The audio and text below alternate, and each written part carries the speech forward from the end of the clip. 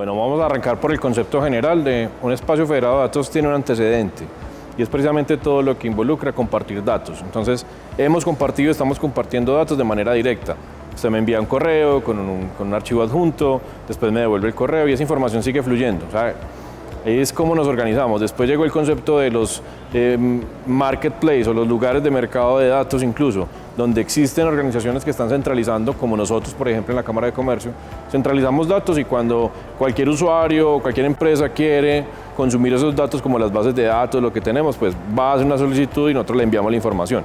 ¿Qué es lo que plantea el esquema de un espacio de datos? Más instituciones conectadas entre ellas, compartiendo datos de interés, entendiendo qué tipo de datos quieren compartir, con qué frecuencia, negociando unas políticas en términos de cumplimiento de privacidad de los datos, pero también de la soberanía, hasta dónde son mis datos. Entonces esto se empieza, digamos que a configurar bajo un esquema diferente, donde la federación como tal, o el componente federado de los datos es que llegamos a un común acuerdo.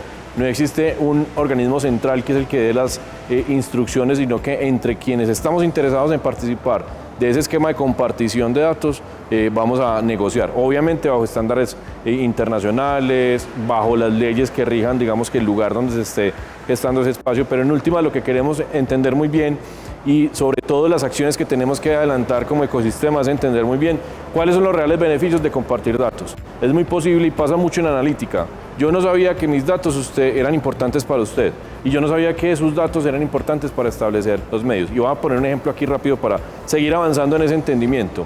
¿Qué tiene que ver los datos del clima con el sector agricultura? Uno dice, pues todo. Si llueve o hace mucho calor, se afectan las cosechas.